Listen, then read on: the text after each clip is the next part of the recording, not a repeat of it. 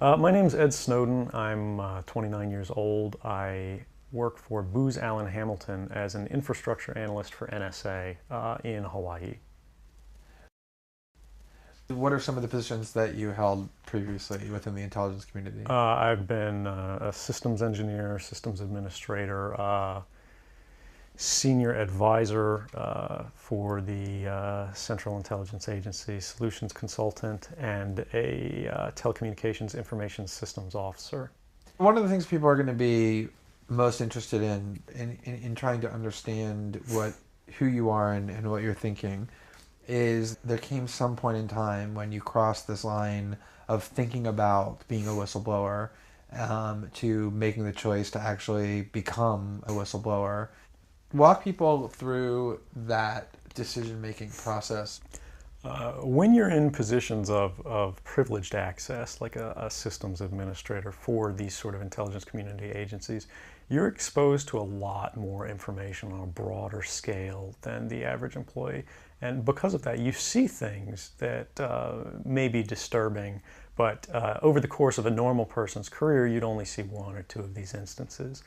When you see everything, you see them on a more frequent basis.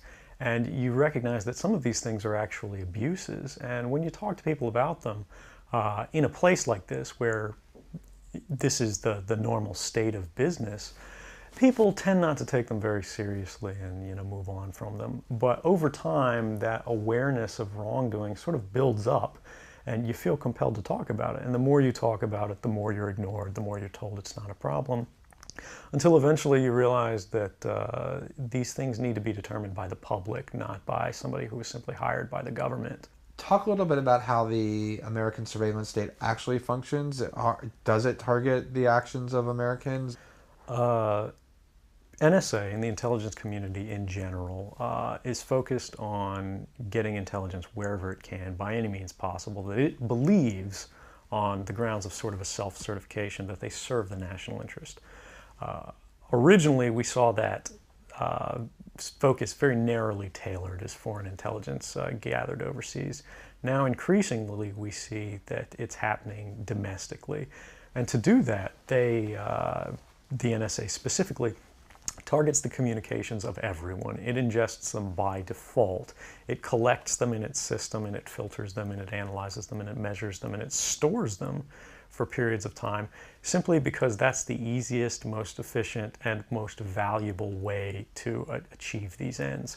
So while they may be intending to target someone associated with a foreign government or someone that they suspect of terrorism, they're collecting your communications to do so. Any analyst at any time can target anyone, any selector, anywhere.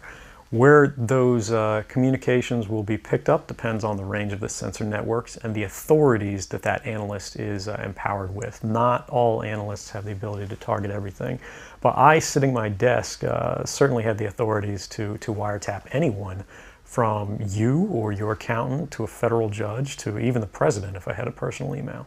One of the extraordinary parts about this episode is that usually whistleblowers do what they do anonymously and take steps to remain anonymous for as long as they can, which they hope often is forever.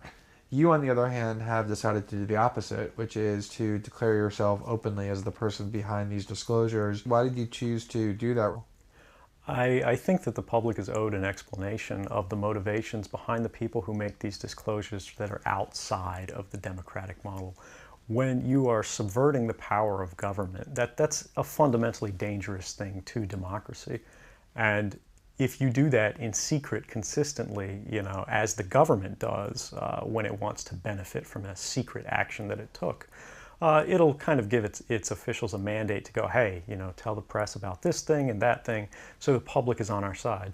But they rarely, if ever, do that when an abuse occurs. That falls to individual citizens, but they're typically maligned. It becomes a thing of these people are against the country, they're against the government.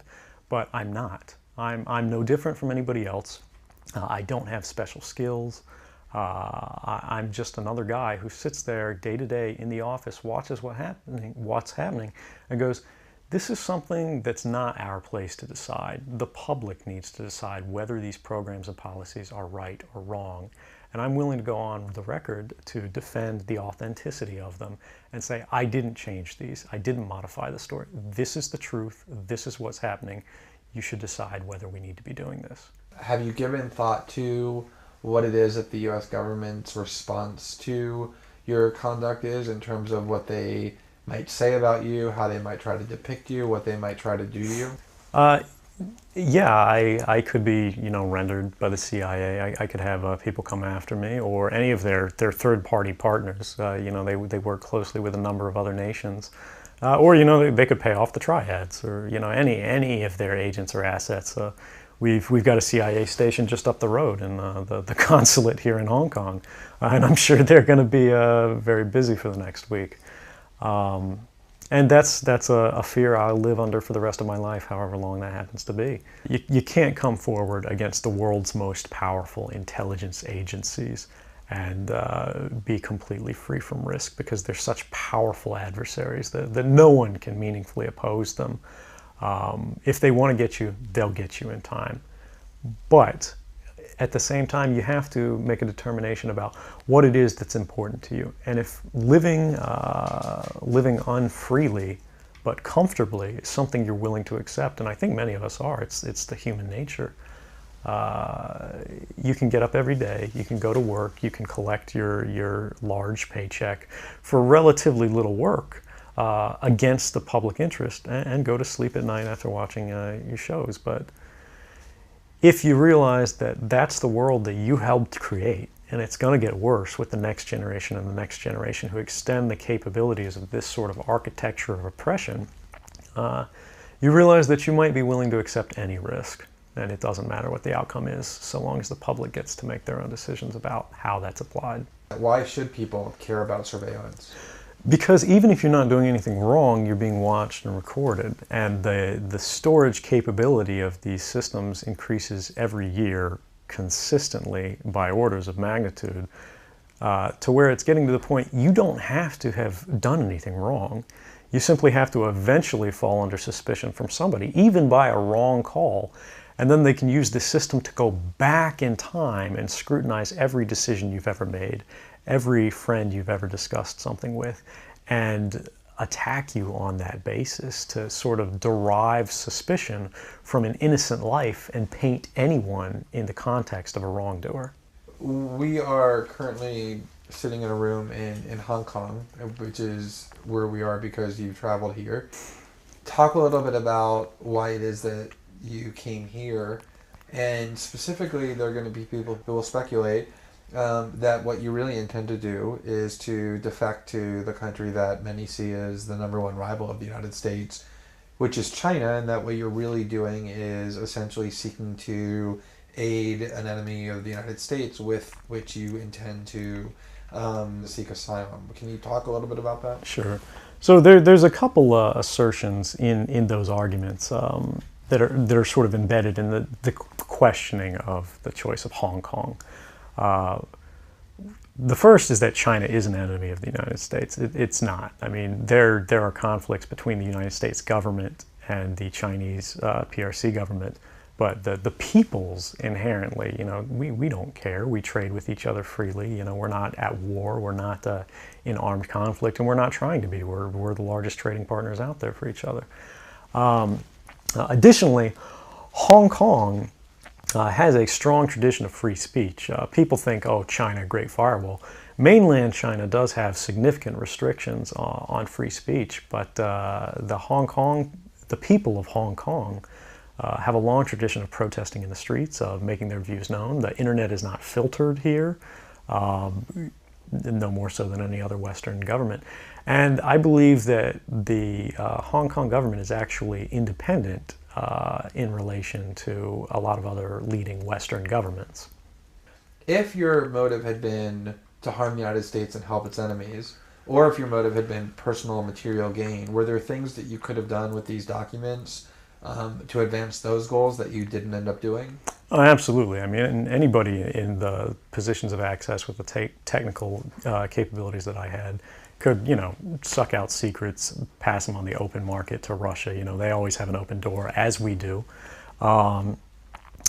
I had access to, the full rosters of everyone working at the NSA, the entire intelligence community, and undercover assets all around the world, the locations of every station we have, what their missions are, and so forth.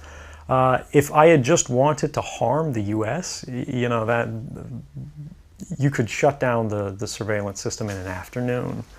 But that's not my intention, and I think for anyone making that argument, they need to think, if they were in my position, and you live a privileged life, you're living in Hawaii in paradise and making a ton of money, what would it take to make you leave everything behind?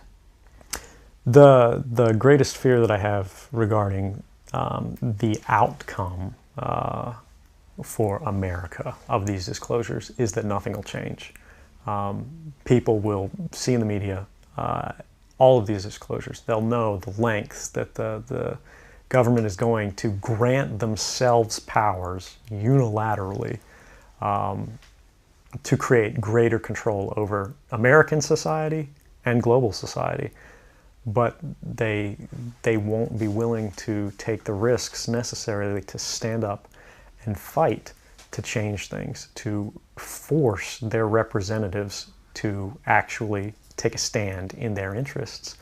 And the months ahead, the years ahead, it's only going to get worse until eventually there will be a time where policies will change, because the only thing that restricts the activities of the surveillance state are policy. Even our agreements with other sovereign governments, we consider that to be a stipulation of policy rather than a stipulation of law.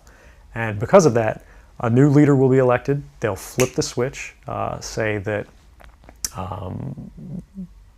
because of the crisis, because of the dangers that we face in the world, some new and unpredicted threat, we need more authority, we need more power, and there will be nothing the people can do at that point to oppose it. And it'll be turnkey tyranny.